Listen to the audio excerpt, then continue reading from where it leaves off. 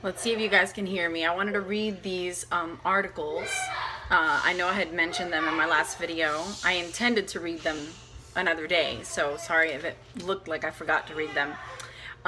They're not necessarily they don't necessarily have anything to do with what I've been talking about the last few days. They were just really awesome, and I want to share them.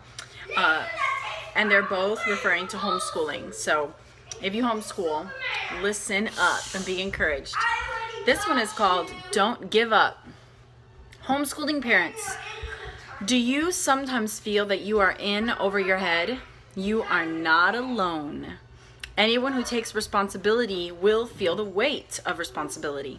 But many homeschooling moms and dads are psychologically handicapped before they start, for there are some who would cause you to feel inadequate.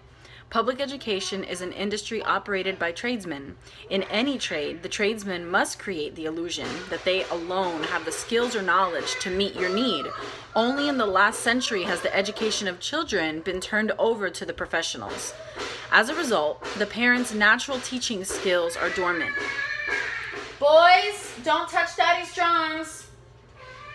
I am reminded of the child reared by a deranged spinster who didn't want her baby to grow up. She lived to be needed. She never let him feed himself. At 6 years old, he had never placed food in his own mouth. When she suddenly died and left him locked in a remote old house, he nearly starved to death before someone found him. There was plenty of food, but he did not feel adequate to feed himself. Likewise, professional educators have made themselves indispensable by commanding the spoon. They would have us believe that only university graduates can provide proper educational nourishment. Experience proves that children develop best at their own mother's breast and their father's knee. Sorry, this is real life, guys. From teachers themselves, we hear about the failure of corporate classroom. If you listen to the professionals when they are called upon to explain their failure, you will hear them blame overcrowded classrooms. Do any of you have overcrowded classrooms? They tell us they can't spend enough time one-on-one. Do you have 25 students to prevent you from spending time with one who needs extra attention? They will excuse their lack of control in the classroom by pointing to the laws that prevent them from exercising discipline. For the present, we homeschool parents are still free to discipline. I have heard the public school spokesman explain their failures by complaining that there is not enough parental involvement. We homeschoolers don't have any problem there. They also tell us that a breakdown in the family structure is to blame.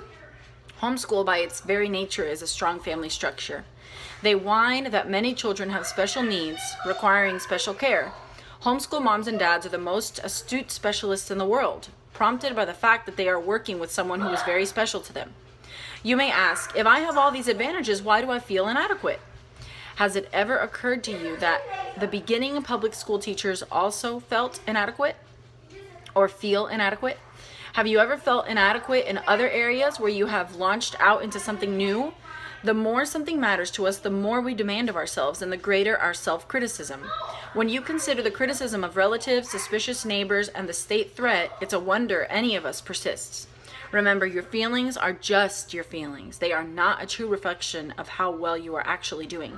You can't control involuntary feelings, but you can continue, knowing that nearly every successful homeschool parent has felt the same as you. Don't push too hard too soon. That which takes months to teach a 6-year-old can be taught to an 8-year-old in a few days.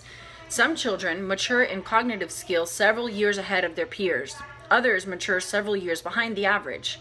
The ones who mature earlier are not necessarily brighter than the late bloomers. It's a mistake to allow standards set by early achievers to be imposed upon you and your children. Don't permit pride to cause anxiety about your child's public performance. Your knowledge that the grandparents are going to put your 7 or 8-year-old upon their laps and open a book they can't read cause you to be impatient. Resist being controlled by the opinions of others.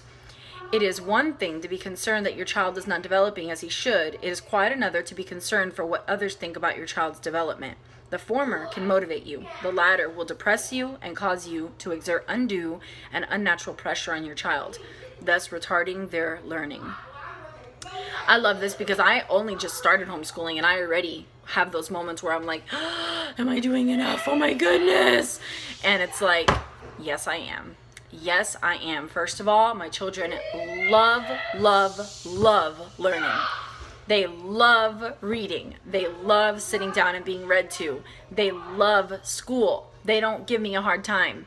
And so that right there shows me I haven't pushed too hard. I haven't given them the feeling that they can't do it, so why even try? I've only made them think and feel that they can do it. And that is really, really exciting to me because they are loving knowledge, and that's exactly my goal. So don't give up. I will read the other article later.